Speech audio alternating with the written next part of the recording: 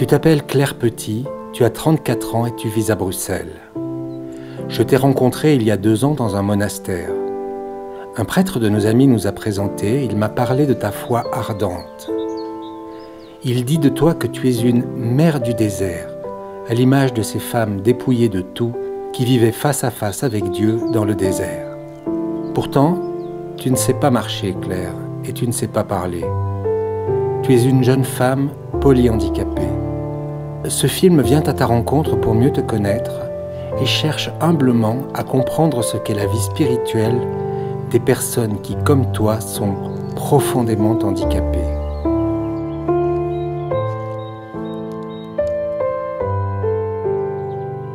Je suis la maman de Claire, une maman fière de Claire.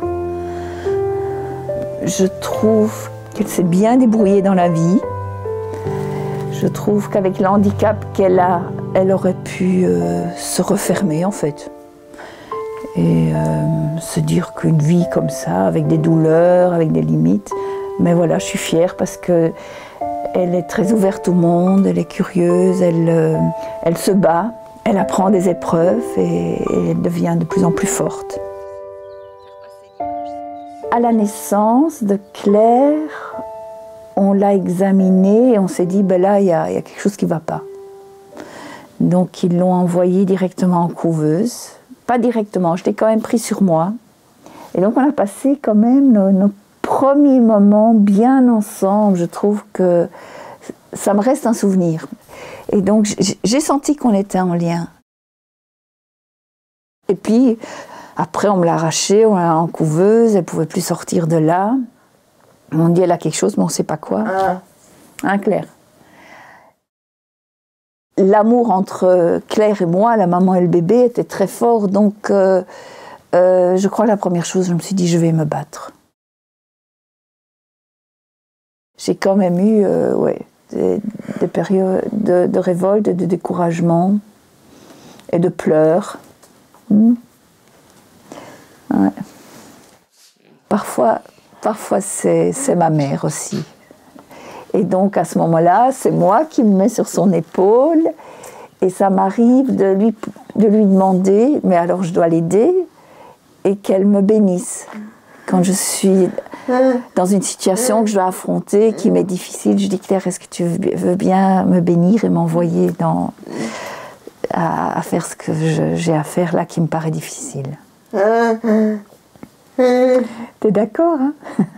Ouais.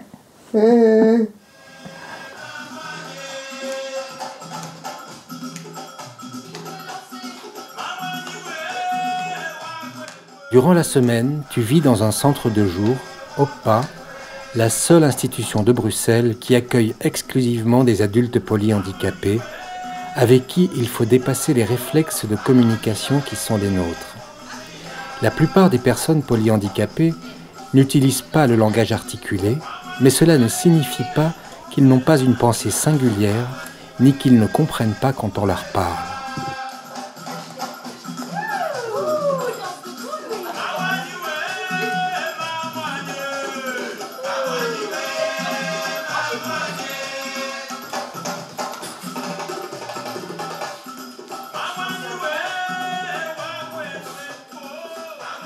Aucun ou quasi aucun de nos résidents n'utilise le langage verbal. Donc tout est dans le regard, les attitudes, les mouvements.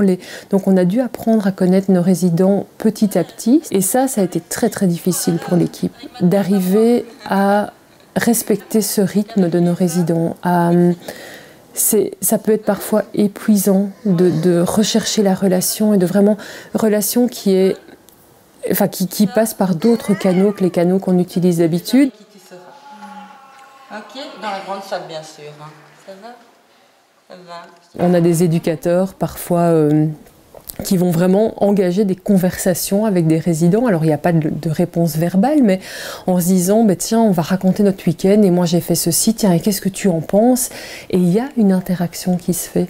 Et donc les personnes sont bien plus présentes au monde que ce que l'on peut imaginer. On se rend compte dans notre quotidien qu'on peut être très observé, même si on a parfois le sentiment que c'est pas le cas. On se rend compte qu'il y a beaucoup de regards qui sont posés sur nous, sur nos gestes, sur nos actes, et que donc on est quand même assez observé par nos résidents. Et c'est qu'il y a quand même... voilà, c'est qu'eux aussi, à leur manière, peut-être apprennent à nous connaître. En tout cas, c'est ce qu'on pense, mais on est beaucoup dans l'interprétation, donc je ne peux pas parler de vérité non plus, je peux pas parler de... C'est plus du ressenti, effectivement, oui. On doit faire très attention parce que oui, parfois, effectivement, on peut avoir très vite tendance à projeter nos propres pensées sur la personne parce que l'interprétation, l'avantage et le désavantage de l'interprétation, c'est qu'avec n'importe quoi, on peut faire penser n'importe quoi et donc il faut faire très attention, d'où le travail en équipe, aussi pour se rattraper l'un l'autre. En fait, tu veux être là? j'ai l'impression, parce qu'elle alors qui aime toujours aller promener, elle a l'air contrariée. Alors Claire, Elle veut entendre ce qui se passe ici. le premier mot que je dis, enfin la première chose qui me vient en tête avec Claire, c'est un sacré tempérament. Elle sait exactement ce qu'elle ne veut pas, elle sait exactement ce qu'elle veut, et parfois je pense que ça la frustre que nous, on ne comprenne pas ce qu'elle veut. Est-ce qu'on suppose qu'ils ont une vie intérieure ou...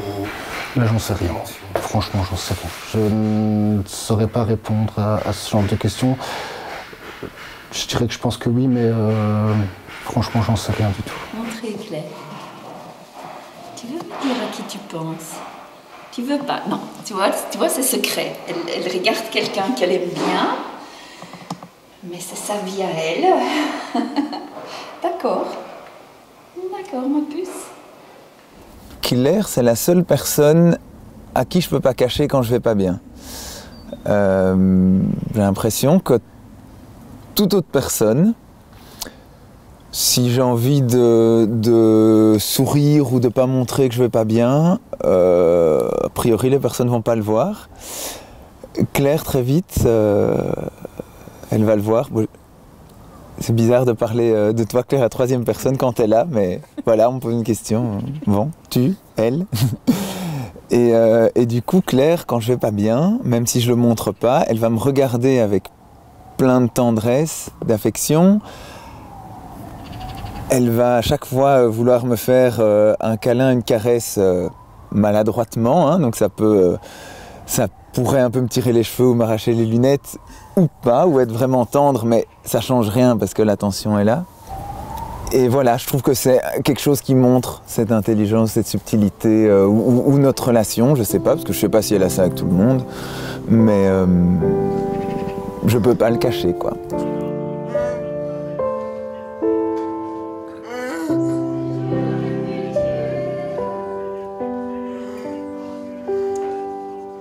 Les gens qui t'entourent et qui t'aiment ont une perception particulière des mouvements qui se font en toi et qui sont énigmatiques pour le commun des mortels.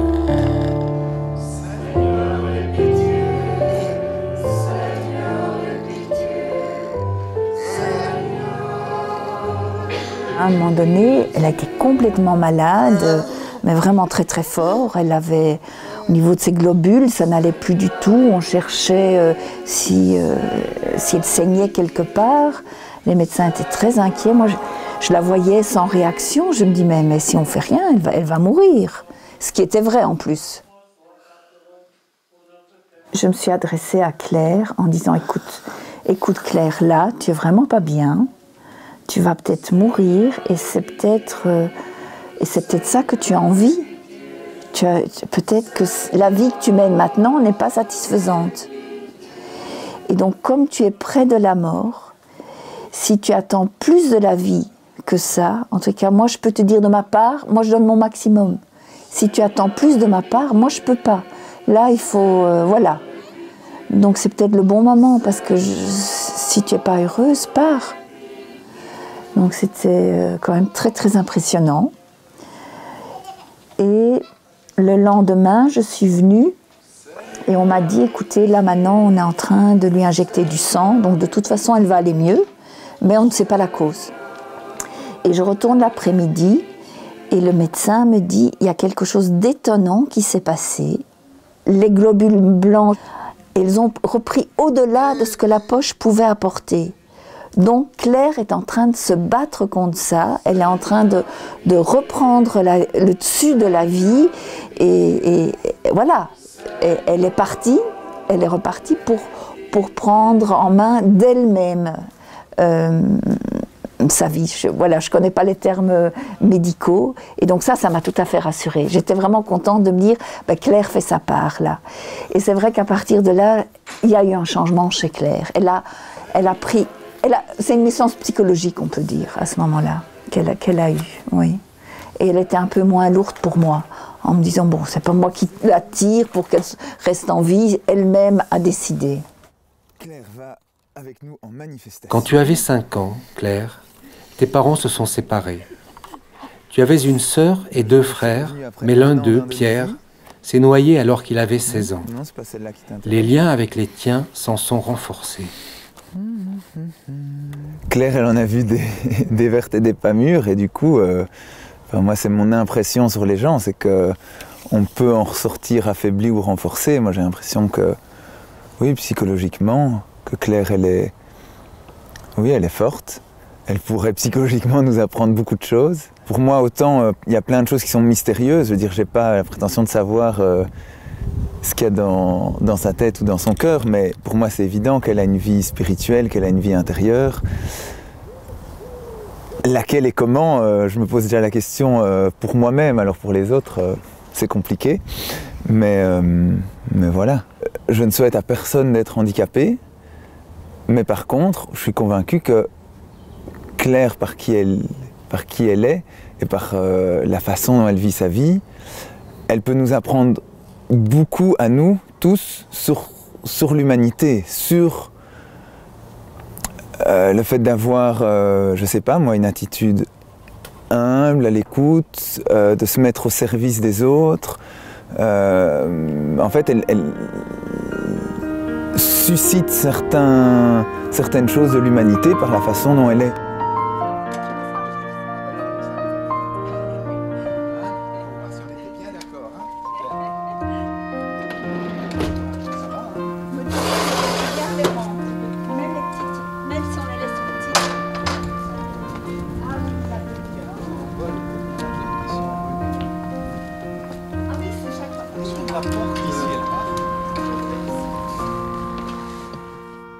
C'est avec prudence que je me prononce sur ma relation avec Claire, parce qu'il y a toujours cet inconnu, mais qui est très, par certains côtés, proche de la foi aussi. Quand je prie, et que je prie de tout mon cœur, j'ai une certitude de foi que je rejoins quelqu'un qui m'a déjà rejoint bien avant que je ne le rejoigne. Je ne mets pas Claire tout à fait sur le même plan que Dieu, c'est pas ça que je veux dire, mais quand même, il y a des similitudes. Et quand je prie, il y a des moments où je sens que je rende grâce ou que j'adresse des demandes à Dieu, des supplications. Il y a des moments où j'ai vraiment l'expérience d'une rencontre. Avec Claire, il y a quelque chose de ça. Parce qu'il y a aussi ce silence presque impénétrable et qui, de lui-même, ne parle pas. Pour moi, Claire est une présence vivante du Dieu fragile, du Dieu qui ne peut pas se manifester si nous ne lui ouvrons pas la porte, si nous ne faisons pas attention à lui.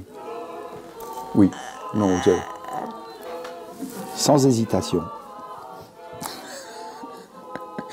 Que tu regardes mon lustre. Ce ciel.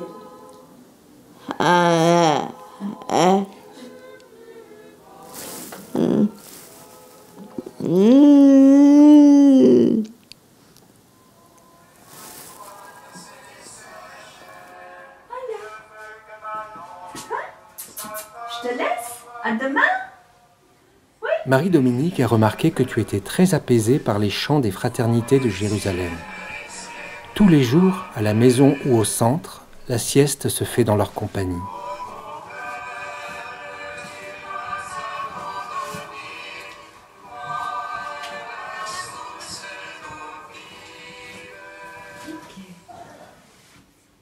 Quand il si je puis me permettre une anecdote de ma vie personnelle, après avoir vécu pendant 1 an avec une personne comme mon amie Claire ici, c'est-à-dire quelqu'un qui ne parle pas. J'ai vécu pendant 1 an avec une personne avec un handicap qui s'appelait Jacques. Eh bien, un jour, j'ai fait un rêve. Et j'ai rêvé que je rencontrais Jacques, mais je pourrais faire le même rêve avec Claire. J'ai rencontré Jacques dans un supermarché. Et nous étions devant le rayon fruits et légumes. Et je me souviens que j'ai commencé à parler avec Jacques et je me rendais compte qu'il me comprenait parfaitement. Première découverte. Mais deuxième découverte, c'est qu'il me répondait. Il me parlait et il commençait à me raconter des tas de choses, je ne sais pas quoi, mais je sais que je le comprenais. Et le matin, je me suis réveillé et j'ai raconté le rêve aux autres permanents de ce foyer où j'habitais. Et ils m'ont dit, toi tu es là depuis peu longtemps, mais nous depuis plus longtemps que toi, nous avons tous fait ce rêve, que nous rencontrions Jacques et que nous nous parlions et que nous nous comprenions. Et pour moi, ça a été un événement décisif dans ma vie spirituelle, justement. Parce qu'à travers ce rêve qui surgissait de mon inconscient ou de mon subconscient, que sais-je, enfin du plus profond de moi-même, parce qu'un rêve, on ne le commente pas, se manifestait le désir si profond de la communion. Avec Jacques, que je côtoyais au quotidien, et où je n'étais pas toujours sûr qu'il me comprenait, et de toute façon, lui, il avait difficile à se faire comprendre. Au plus profond de nous, autant de Jacques, autant de Claire, autant de moi, il y a ce profond désir de la communion. Jésus nous invite à nous rencontrer. Et c'est ça, l'évangélisation. De comprendre que, caché dans tout ça, il y a le désir le plus profond du Seigneur lui-même, pour nous, pour chacun de nous, d'aller nous rencontrer et de vivre ensemble.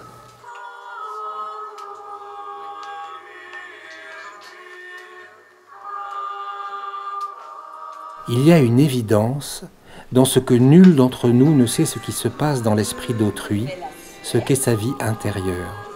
Toute vie spirituelle est ancrée dans la réalité biologique du corps et du fonctionnement du cerveau humain dont le professeur Laurès scrute la complexité à travers les patients dans le coma.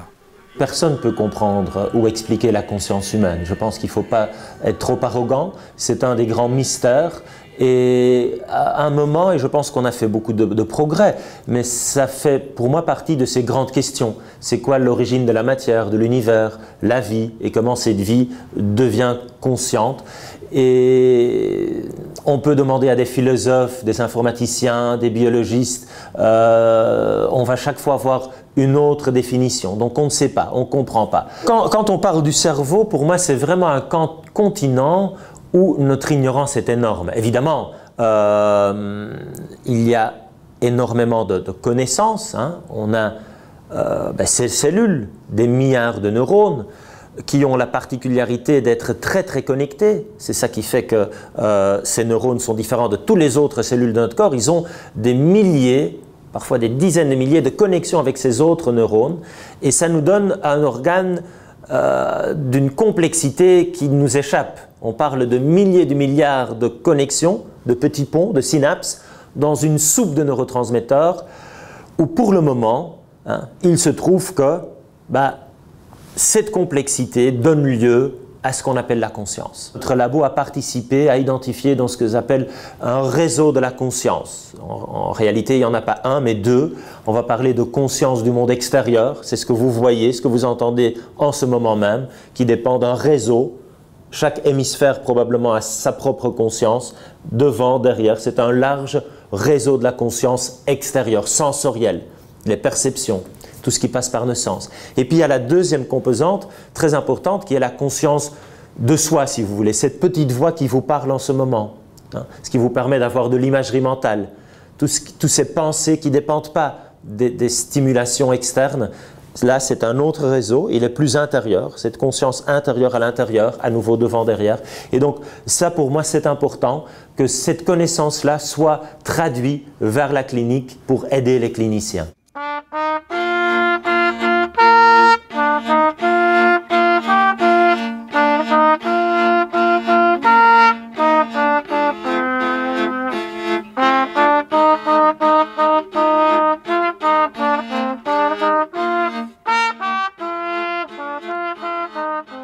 rappel de sa grande sœur qui dit « Attends, je vais appeler ma sœur parce que ça fait longtemps que je ne lui ai pas parlé. » Elle était à 150 km, donc.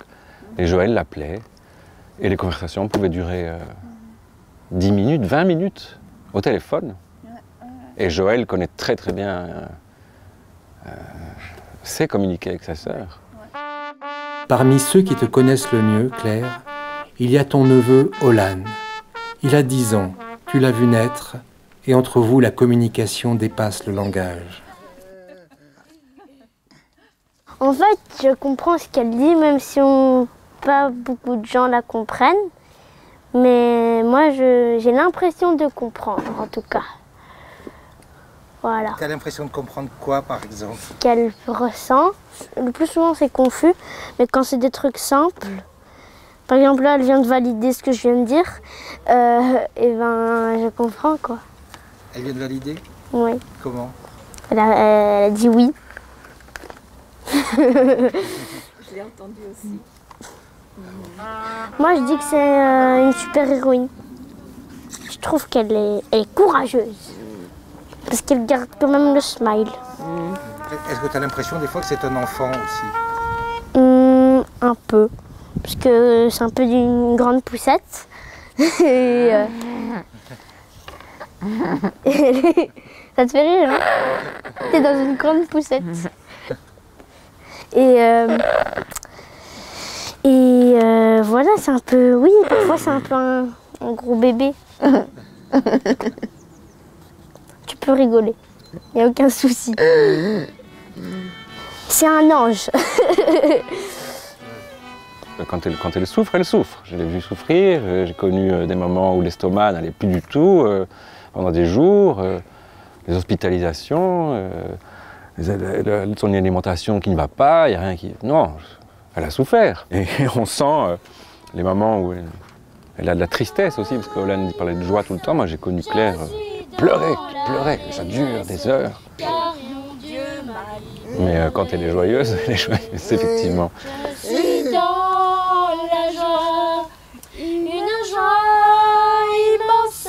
Je suis dans l'allégresse, car mon Dieu m'a libéré. Souviens-toi de nous, Seigneur,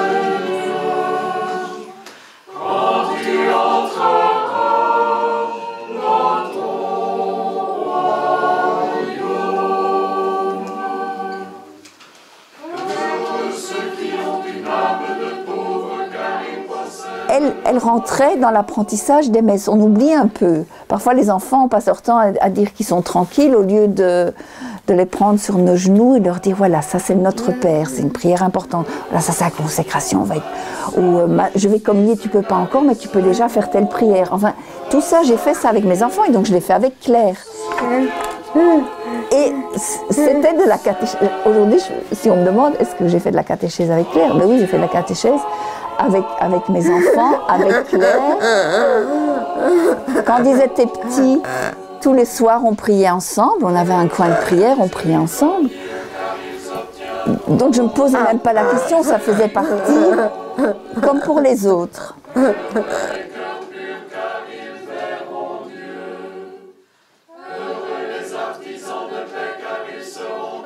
Comme ta mère, Marie-Dominique, tu es chrétienne, Claire.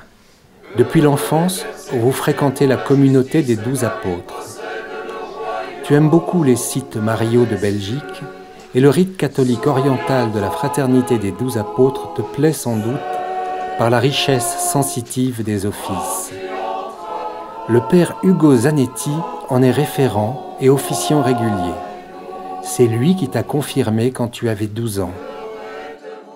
Si votre propre corps vous emprisonne, n'est-ce pas, vous met à part de tous les autres enfants parce que vous ne pouvez pas courir, vous ne pouvez pas marcher avec eux, vous ne pouvez pas communiquer.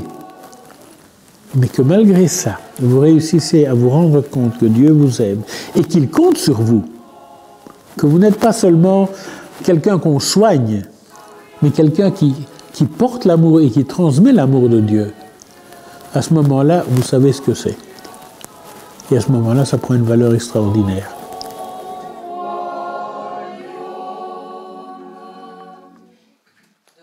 De cette C'est le père Hugo qui a parlé à ton sujet des mères du désert comme Sainte Marie l'Égyptienne. Contrairement aux pères et aux mères du désert, Claire n'a pas choisi de s'isoler. Elle a été isolée par le handicap. Mais elle a accepté ce handicap et elle le vit, je dirais, je crois vraiment à la manière des pères et des mères du désert. Elle le vit vraiment comme une manière d'être en union avec Dieu et avec les autres.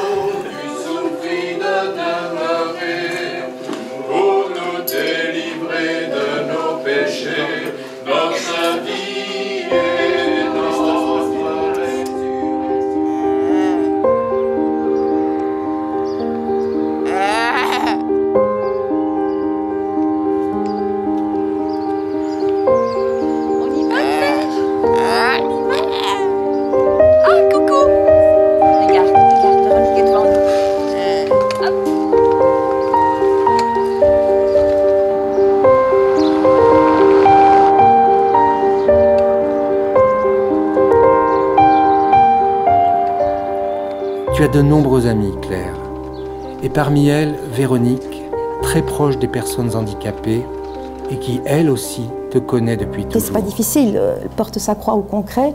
Bon, il y en a qui se révoltent, donc on peut se révolter, mais toutes celles qui, à un moment donné, ont accepté de la porter avec Jésus et sont des témoins au plus concret de ce qu'il est et de ce qu'il est venu vivre pour nous racheter à travers la souffrance, à travers la croix. Il y a parmi les personnes handicapées, certaines qui ont une vie spirituelle bien plus intense que le commun des mortels et qui nous précèdent dans le royaume de Dieu, qui nous précèdent sur ce chemin et qui sont nos bergers. C'est Marthe Robin qui disait « co-rédempteur » pour les personnes handicapées. Et donc Claire, attachée sur la croix avec Jésus, à travers son handicap, elle participe d'une manière plus radicale à notre salut que d'autres qui pensent aller bien, être fort, être capable et faire beaucoup pour les autres. Puisque le corps est vraiment appauvri, tout est concentré à l'intérieur, toutes les énergies vitales sont au niveau de l'âme. Tu es d'accord, Claire? Les personnes qui ne peuvent pas imaginer ou croire que Claire a une vie spirituelle, je suis convaincue, ce sont des personnes qui n'ont pas eux-mêmes une vie spirituelle, qui n'accèdent pas à leur propre vie spirituelle. Dès lors qu'on a une vie spirituelle, on sait que chaque personne en a une. C'est inimaginable de penser qu'une personne soit que matière et corps et n'ait pas une vie spirituelle. Vous voyez aller des célébrations de foi et lumière, et lorsqu'on voit qu'ils expérimentent la joie, qui poussent un cri de joie, est-ce qu'il serait rationnellement possible de dire qu'il n'y a pas de vie spirituelle? Moi, j'y crois pas. Par contre, elle échappe à toutes nos volontés de comprendre, de maîtriser, de ficeler. Une personne porteuse d'un handicap, même profond, même du polyhandicap, voilà, lorsqu'on est en relation avec lui ou avec elle, on voit qu'elle est animée d'une visée du bien. Elle se dit, elle sait pleurer, elle sait crier, elle sait sourire. Donc, je dirais, cette conception du bien, elle est en elle. Et pourtant, il y a dans l'air du temps des courants qui veulent reconnaître aux animaux des droits équivalents à ceux des humains, sous prétexte que certains ont des capacités supérieures aux grands handicapés. Un chien sait courir, faire oui ou non, exprimer sa joie, donner de l'affection. À ce compte-là, l'humanité même disparaît dans l'animalité. Je pense que vraiment ce qui fait la grosse différence, c'est l'expérience qu'on fait,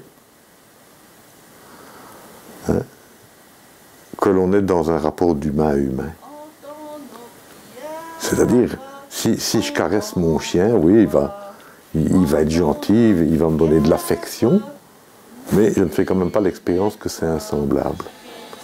Et je pense que la grosse différence, elle est là.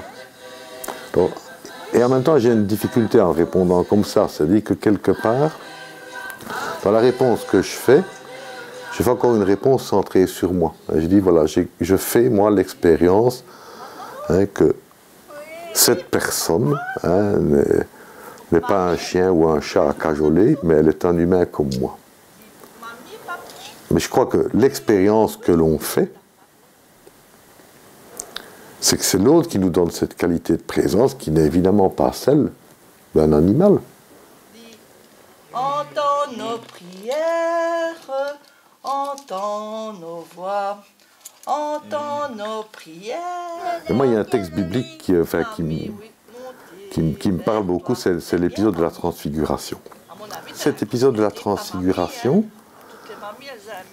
c'est un peu le regard que le Christ a eu tout au long de sa vie sur les plus petits, les plus fragiles, et que c'est bien ce regard qui relevait. C'est-à-dire que quelque part, il avait ce regard transfigurant qui permettait aux exclus, aux fragilisés, à tous les cabossés de la vie, à faire l'expérience qu'ils étaient bien plus grands que le regard qu'ils auraient pu porter sur eux-mêmes. Enfin, les accompagnants, enfin, surtout les familles, quelque part, ils sont aussi décomplexés de toutes les frontières habituelles. C'est-à-dire, quelque part, le corps abîmé, ils ne le voient plus. Ils ont transfiguré leur regard sur autrui. C'est-à-dire qu'ils vont au plus fondamental, ce blanc que l'on ne peut pas nommer, et c'est ça qu'ils voient. Ils voient plus ce qui spontanément fait obstacle. Est-ce que je vais savoir donner la main? Est-ce que je lui fais un bisou? Est-ce que je touche? Non, ils sont au-delà. Est-ce que la contemplation de ces personnes ne serait pas aujourd'hui la source de notre propre transfiguration? C'est-à-dire que, d'une certaine manière, en termes de spiritualité, est-ce qu'ils ne sont pas des modèles de vie? Et c'est paradoxal, parce qu'évidemment, moi, je n'ai pas envie d'être comme ça. Et en même temps, pourtant, est-ce que c'est pas ça? Est-ce que c'est pas ça qu'il ou qu'elle me rappelle? Et par les actes et en vérité, voilà comment nous reconnaîtrons que nous appartenons à la vérité.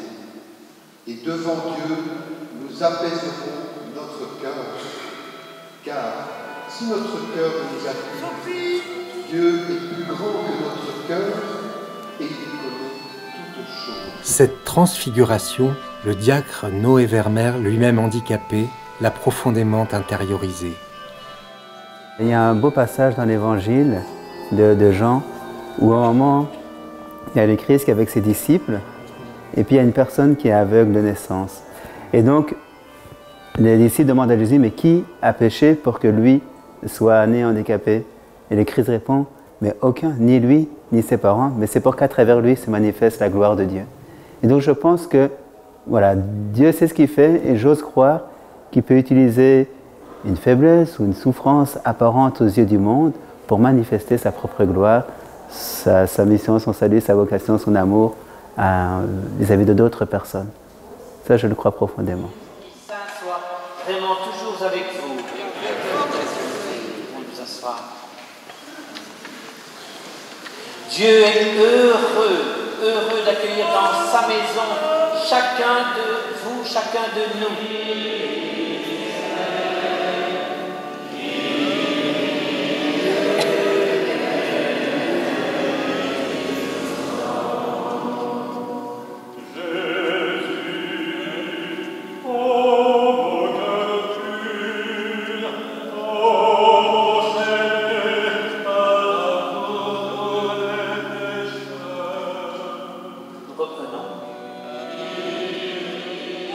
Si elles font du bruit, c'est parce qu'elles se sentent bien. Moi, je me sens en famille dans une célébration.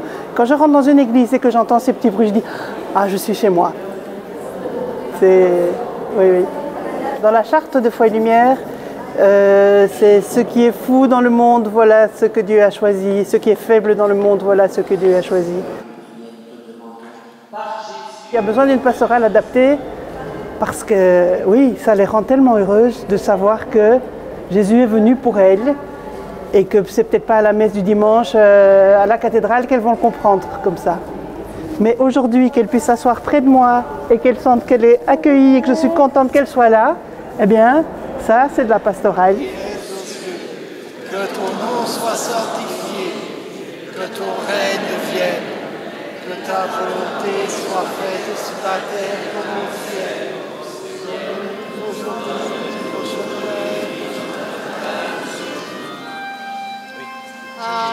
Avec toi maintenant, dans tout le passage. Dans tout, je veux dire. Nom de Jésus. Oui, montre un peu comme tu aimes bien ton petit frère.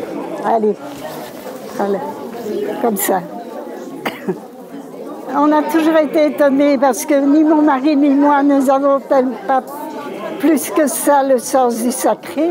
Mais on a toujours été étonnés de voir comment eux l'ont. Comment vous savez que ça leur plaît? Parce qu'ils sont particulièrement calmes et recueillis quand il y a un office religieux ou quand il y a des chants, même à la radio, quand c'est des chants religieux, ils arrêtent leur activité et ils se recueillent.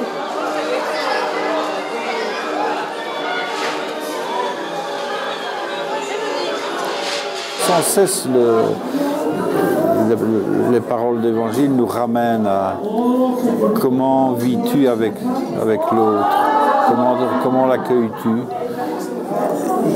et qui nous dit que c'est là le vrai de la vie, quoi. Et l'Évangile nous dit que le vrai de la vie, c'est déjà un petit peu de l'éternité de Dieu qui s'immisce dans nos vies à nous.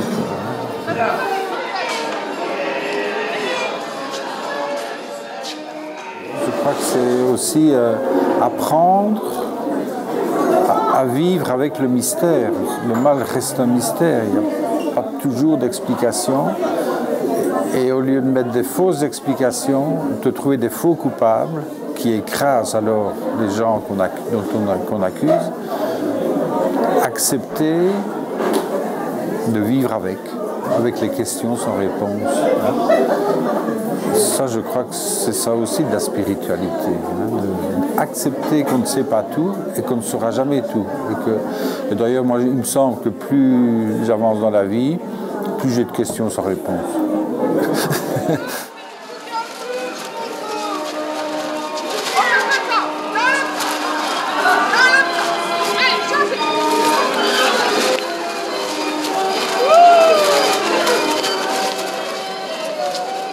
Moi, j'ai toujours vécu avec des personnes qui ont un handicap assez, je vais dire, lourd ou profond, mais donc qui sont quelque part déchargés de toute cette limite de temps et d'espace qui nous encombre. Et eux, le fait sans doute oui, c'est ça, de vivre dans une notion du temps et une notion de l'espace qui est différente de la nôtre, le permettent d'être beaucoup plus proches de Dieu que nous.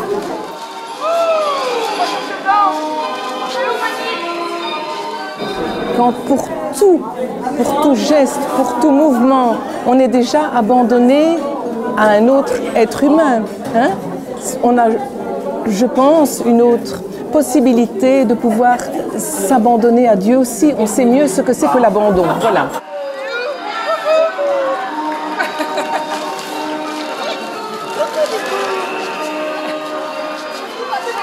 Parmi tes amis, il y a aussi Valère, que tu ne vois plus que grâce à Internet et qui joue pour toi de la flûte.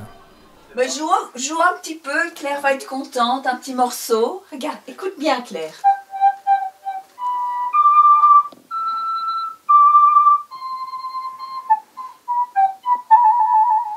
Ça c'est joli, hein?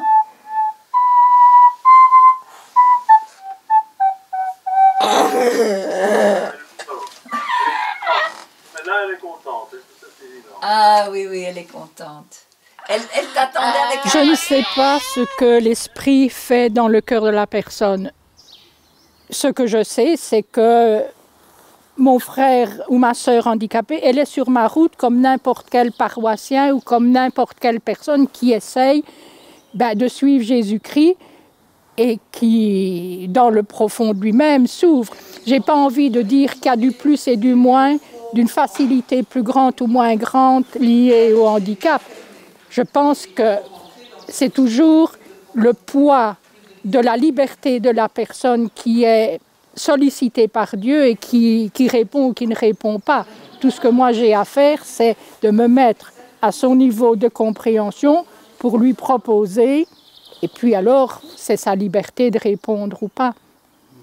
On ne peut pas laisser, comment je dirais, les apparences nous tromper par rapport à ce que Dieu veut. Ce sont des enfants bien-aimés du Christ, et ils ont leur place, et bien sûr toutes les pastorales ont leur place, mais celle-là ne doit certainement pas être mise à l'écart. Et donc, je pense qu'il y a quand même une parole prophétique que l'Église doit avoir dans notre monde, que l'être humain, aimé, créé, tenu en Dieu, une destinée éternelle, quelles que soient les apparences, les fragilités, et que si l'Église ne fait pas des gestes plus vigoureux d'accueil, je pense qu'elle manque à un message que le Christ attend d'elle pour la société d'aujourd'hui. Je suis allé visiter l'Essentiel, une institution récente aussi, avec une aumônerie et un diacre, Alain David. Contrairement à Oppa, où tu vis, les résidents sont ici mélangés et leur handicap est chaque fois différent. Certains parlent avec clarté, comme Jason. Tu crois en Dieu? Oui. C'est important pour toi? Oui. Pourquoi? Parce que au tout début, en fait, Dieu pour moi représente comme si, c'est comme si Dieu pouvait me donner de la force pour moi et pour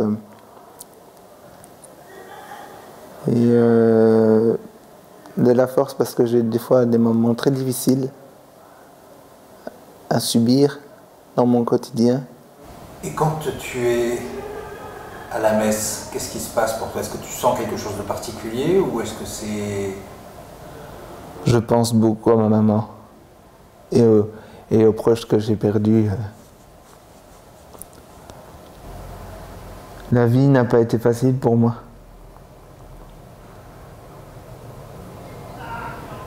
Si je dois expliquer toute mon enfance, c'est des fois, même pour moi, j'ai un psychologue, mais même des fois, mon psychologue, c'est qu'est-ce que j'arrive le matin chez lui, qu'est-ce que je vais pouvoir lui raconter, qu'est-ce qui va me sortir de la tête à ce moment-là, parce que je n'ai pas les mots.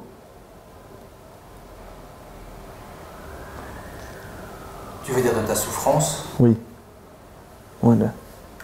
Et la seule chose que je peux faire, c'est demander un rendez-vous pour me confesser et le livrer à Dieu.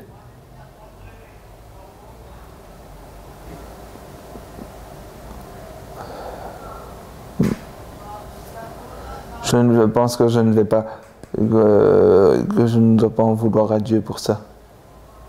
Je suis comme je suis. Bien sûr, je regrette d'être handicapé, mais voilà,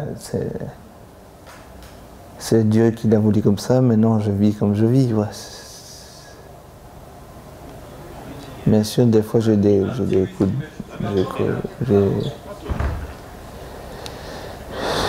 c'est difficile pour moi, mais voilà, c'est... Et des larges en plus. Ouais.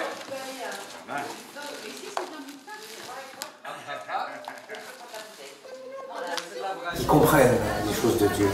Oui, et bien plus que ce qu'on peut penser. Il y a une compréhension de quelqu'un qui le reçoit dans sa chair, carrément. Il y a une compréhension de leur être à ce que Dieu existe. Hein, et avec véritablement un rapport à Dieu qui est un rapport d'enfant avec Dieu. Vraiment un rapport d'enfant. Et eux sont très demandeurs de ce qu'on soit pleinement ce qu'on est. Et donc, quelque part, ça purifie ma foi aussi. Hein, ça vient travailler cette foi, ça vient faire que cette foi devient plus réelle. Hein, parce qu'ils sont à la demande de ça. Et donc ça, c'est vraiment eux qui m'apportent énormément par rapport à cette foi.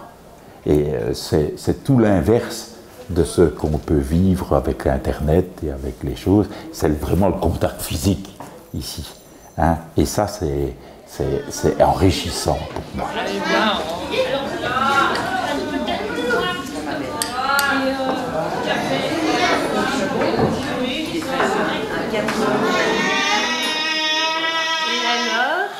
Et alors les amis?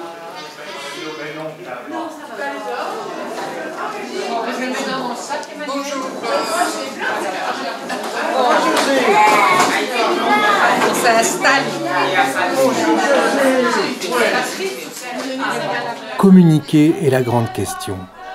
Certains qui paraissent très handicapés sont capables de lire et, comme José, de s'exprimer grâce à des alphabets. Est-ce que vous êtes content d'être ici chez Foi et Lumière? Oui. Oh. Comment vous avez connu Jésus-Christ?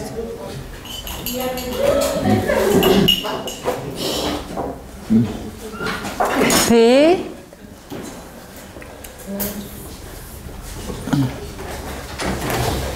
Pi.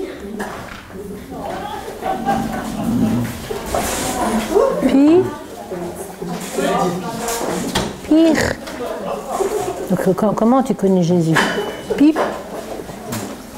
La prière, peut-être. Oui. Il vient vous voir? Oui, il vient te voir dans ton cœur, hein? Ah oui, oui.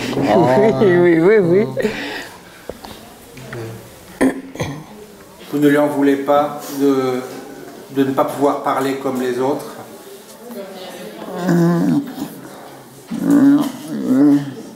D.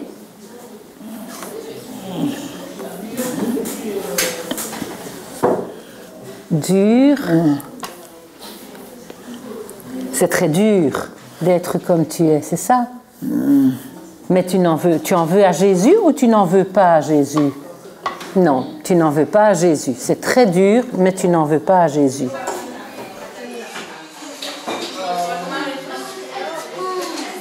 La communication facilitée ou psychophanie joue un grand rôle dans ta vie et dans celle de Marie-Dominique. Vous avez découvert il y a 15 ans cette méthode par laquelle on guide la main de la personne qui ne peut pas parler sur le clavier d'une tablette ou sur un clavier de papier. L'on compose ainsi des phrases. Cette méthode est mise en doute par la science, mais elle a le mérite de rapprocher puissamment les personnes privées de parole et leurs proches. Une fois par mois, Claire est prise en charge par une psychologue qui a recours à la psychophanie. Très intense, et c'est peut-être là que tu me donnes une clé. Si toi tu cries si fort parfois, que tu te fâches si fort, c'est peut-être que cette souffrance est tellement enfouie, tu dois la garder une semaine ou parfois plus. Hein?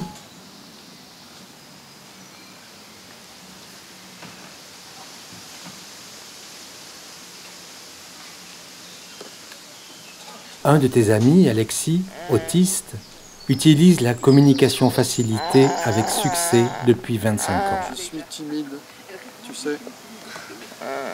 Alors, te toucher, c'est pas naturel pour moi. Mais je veux bien essayer. Ah ouais, c'est...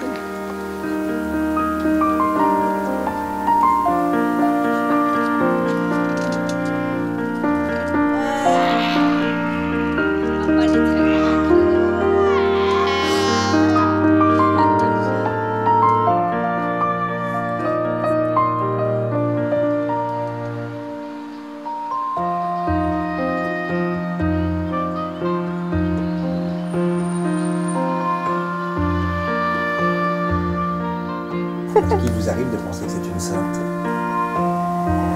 Oui. Ça m'arrive. Oui, je le pense. C'est pas seulement que ça m'arrive, je me dis, elle l'est. Elle l'est. Ouais. C'est évident. Comment envisagez-vous l'avenir avec Claire?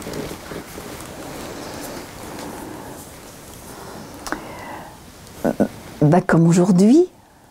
Je veux dire, le mieux c'est de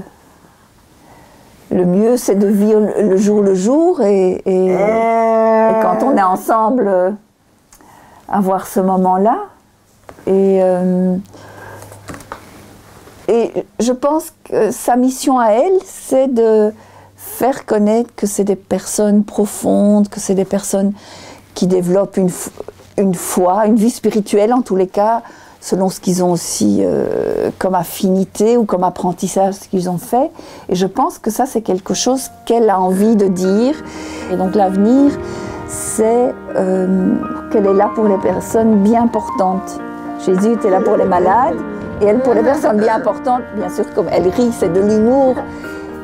Ben voilà, il y a ce côté, j'ai envie d'aller sur les places, dire que nous, on est des personnes formidables, qu'on a quelque chose à vous apprendre. Si vous approchez de nous, vous serez plus tout à fait les mêmes. Je pense qu'elle a tout ce message et qu'elle est porteuse des autres personnes polyhandicapées qui peut-être l'expriment moins ou que les parents disent non, je ne vais pas l'emmener là ou là. Et voilà, moi je suis un peu claire dans ce qu'elle a envie de donner. Si je dirais l'avenir, c'est un peu ça, de suivre sa mission à elle.